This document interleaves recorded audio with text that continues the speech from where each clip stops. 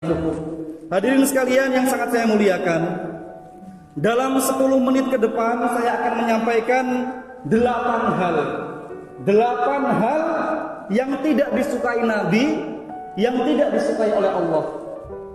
Mudah-mudahan 8 hal ini bisa kita hindari, bahkan jangan sampai terjadi dalam hidup kita. Maka dari itu hadirin sekalian, sekali lagi mohon sama-sama kita fokus. Jangan sampai kita ketiduran. Jangan sampai kita ngobrol di luar, karena itu bisa membatalkan sholat Jumat kita. Hadirin sekalian, ketika orang-orang masuk surga, insya Allah kita semua juga masuk surga. Bukan cuma sendirian, tetapi bersama ibu kita, bersama ayah kita, bersama pasangan hidup kita, bersama anak-anak kita. Insya Allah kita semua masuk surga bersama. Apa yang diucapkan oleh orang-orang yang masuk surga itu, jamaah sekalian? Yang diucapkan itu adalah yang difirmankan Allah di dalam surat Fatir ayat 34. Bunyinya, Alhamdulillahilladzi adhaba anal hazan. Alhamdulillahilladzi adhaba anal hazan. Syukur, syukur, senang, senang, senang.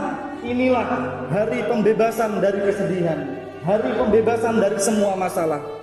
Ayat ini jamaah sekalian mencerminkan secara tidak langsung bahwa dunia ini isinya semua banyak masalah.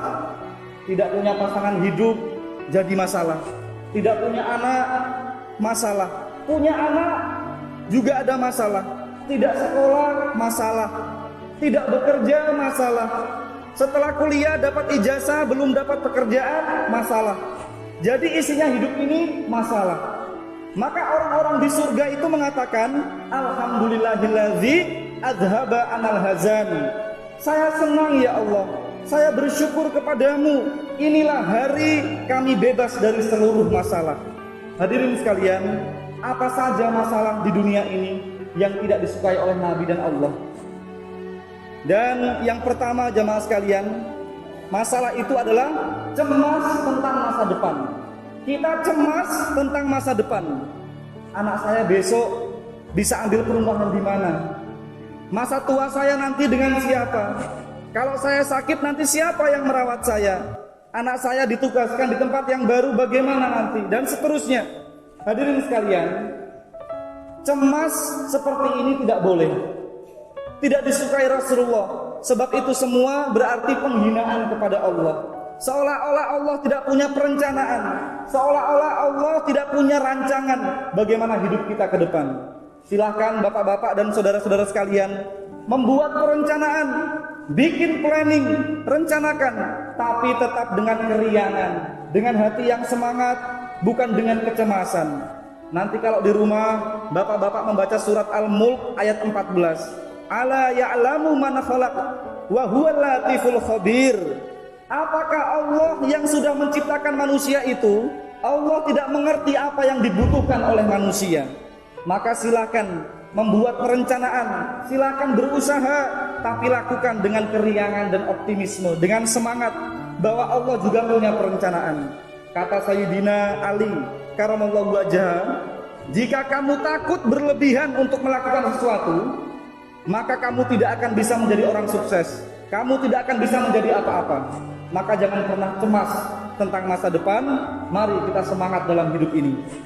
Itu nomor 1. Yang kedua, yang tidak disukai Rasulullah adalah sedih karena masa lalu. Kalau tadi cemas karena yang akan datang, ini sedih karena masa lalu. Hadirin sekalian, sedih terhadap masa lalu itu juga sama. Itu menghina Allah. Seolah-olah Allah itu membuat takdir secara salah. Seolah-olah Allah tidak adil. Lalu kita protes. Apalagi sampai membanding-bandingkan. Orang itu tidak beribadah kepada Allah kok hidupnya enak. Saya ini sudah beribadah, diberi cobaan kok seperti ini. Subhanallah. Istighfar jamaah sekalian. Siapapun yang terlintas dalam hati seperti itu, istighfar, mohon ampun kepada Allah.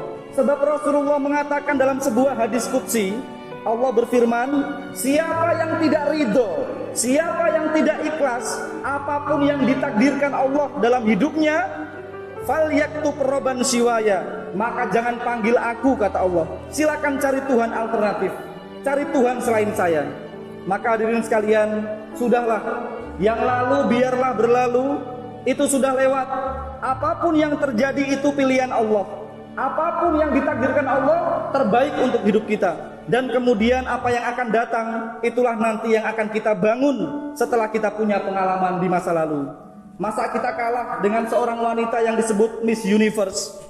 Miss Universe tadi dia ditanya, apa yang pahit masa lalumu? Dia menjawab, tidak ada yang pahit masa laluku, sebab seluruh kepahitan itulah yang mengantarkan saya menjadi juara hari ini. Maka mari kita jadikan masa lalu, kita jadikan pengalaman hidup yang susah menjadi cambuk untuk kita agar iman kita semakin kuat. Nomor 3 jamaah sekalian, al-ajazu. Tidak punya kekuatan untuk melakukan yang baik dan tidak punya kekuatan untuk meninggalkan dosa. Jadi sifat yang ketiga atau masalah yang ketiga ini, dia ini lemah iman, lemah fisik, lemah mental. Hadirin, iman kita itu seperti akar. Akar yang kuat, iman yang kuat itu bisa melahirkan pohon yang kuat, kemudian bisa melahirkan bunga, kemudian bisa melahirkan buah. Rasulullah tidak suka kalau iman kita ini iman yang ecek-ecek, iman yang lemah, iman yang tidak bisa melahirkan sesuatu yang besar. Maka Sayyidina Ali juga mengatakan, kalau kamu lihat ada angin kencang di sana yang menggoyangkan pohon, kata Sayyidina Ali, angin itu bukan untuk menggoyang pohon, tetapi angin itu kencang untuk menguji sejauh mana kekuatan akarnya. Maka jamaah sekalian, mari kita menjadi orang yang imannya kuat, jangan lemah iman, dan kita selalu semangat dalam hidup ini. Dan sifat yang keempat, masalah yang keempat yang tidak disukai Nabi adalah sifat malas.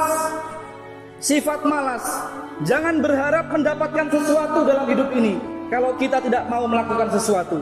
Ada pepatah mengatakan, siapa yang maunya ingin santai-santai saja, ingin minum kopi hangat, terus makan yang enak, tidur lagi, bangun lagi, kemudian rekreasi lagi, awas, suatu saat kalian akan menangisi masa depan karena kesalahanmu hari ini.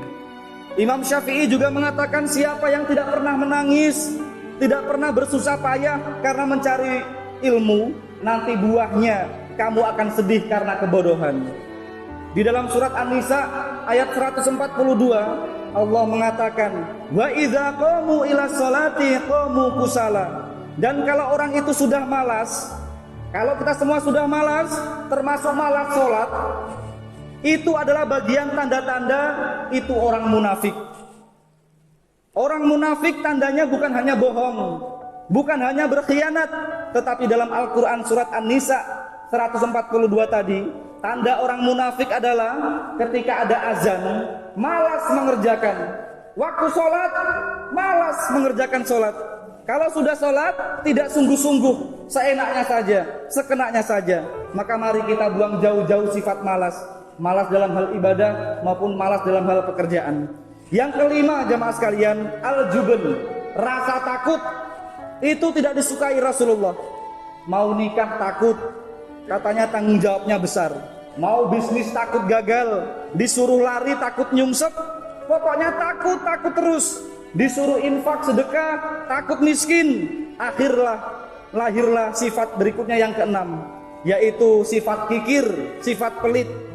Sifat pelit yaitu ketakutan karena hartanya itu kurang, kemudian nanti jatuh miskin karena banyak infak sedekah. Orang seperti ini lupa bahwa Allah menjamin siapa yang infak, siapa yang sedekah, untuk apa saja, untuk masjid, untuk madrasah, untuk apa saja. Fahuwa yukhlifu, Allah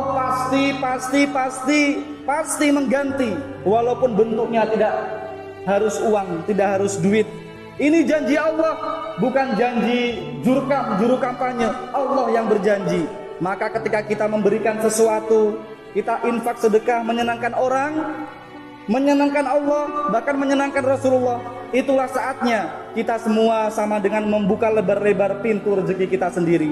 Yang ketujuh jamaah sekalian, yang tidak disukai oleh Rasulullah adalah orang yang susah hidupnya karena salah manajemen keuangan. Sampai dia terhimpit hidupnya karena gali lubang tutup lubang.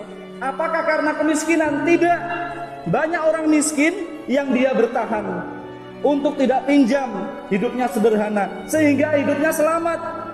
Ada orang yang ceroboh sampai hidupnya itu gali lubang tutup lubang, sampai dia tidak berani ketemu orang, harus pindah ke pulau lain, harus pindah rumah, ke masjid saja tidak berani, apalagi ketemu orang yang meminjami. Subhanallah. Yang terakhir, yang kedelapan, yaitu orang yang hidupnya susah karena dibayangi ketakutan oleh orang-orang yang semena-mena. Oleh karena itu, kita harus pandai memilih calon pasangan hidup kita. Kita harus pandai memilih calon partner bisnis kita. Kita jangan sampai hidup di dalam ketakutan. Yang kedua, awas, jangan terlalu kita berhutang budi kepada seseorang. Jika kita terlalu berhutang budi pada seseorang, kita seperti di dalam kekuasaannya, kita tersandera oleh semuanya itu. Maka bapak-bapak sekalian yang sangat saya muliakan, kalau kita ingin bebas dari 8 masalah itu, di sini ada hadis dari Anas bin Malik radhiyallahu anhu. Anas bin Malik bercerita, Nabi SAW bersabda, artinya kalau ingin bebas dari semuanya itu, berdoalah dengan doa ini. Allahumma inni a'udzubika minal hammi wal hazan. Ya Allah, jauhkan aku dari cemas masa depan dan sedih masa lalu. Wal ajzi wal kasal, jauhkan kami dari lemah fisik, lemah mental, lemah semangat, lemah iman. Wal kasal, dan sifat malas. Wal jubni wal bukhal, jauhkan aku dari rasa takut yang berlebihan. Jauhkan kami dari kikir pelit. Jauhkan kami dari hidup terhimpit hutang. Wal ghalabat rijal, jauhkan kami dari kesewenang-wenangan orang di sekitar kami. Inilah hadis yang kami kutip, kami persembahkan kepada bapak-bapak dan saudara sekalian. Semoga khutbah ini bermanfaat untuk kita semua. Aqulu qouli hadza wa astaghfirullah innahu huwal ghafurur rahim. Walhamdulillahi rabbil alamin. Allahumma ighfir lil muslimina wal muslimat wal mu'minina wal mu'minat al ahya'i minhum wal amwat. Allahumma ya Allah, ampunilah dosa-dosa kami semua ya Allah. Ampunilah orang tua kami, ampunilah mertua kami, istri kami, anak-anak kami, bahkan saudara-saudara kami yang sudah berada di sisi-Mu ya Allah. Allahumma ya Allah, berkahilah kami semua dengan keberkahan rezeki yang halal dan bisa membahagiakan, membantu semua orang. Allahumma ya Allah, berilah kami jalan keluar atas segala kesulitan dan jadikan kami semua selalu menebar akhlak yang mulia dan kebahagiaan untuk semua orang.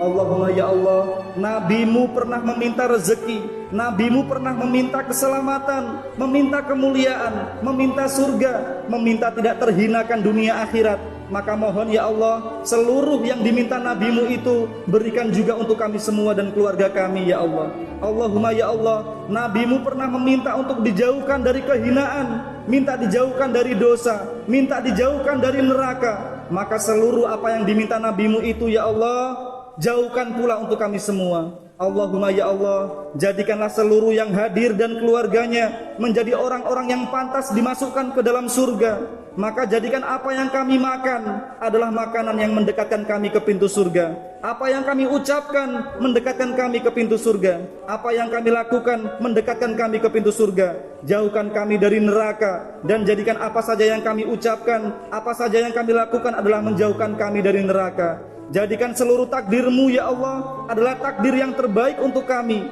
Jadikan kami orang yang tegar menghadapi segala musibah dan cobaan. Rabbana hab lana min azwajina wa dzurriyyatina qurrata a'yun waj'alna lil muttaqina imama. Rabbana atina fid dunya hasanah wa fil akhirati hasanah wa qina adzabannar. Walhamdulillahi rabbil alamin.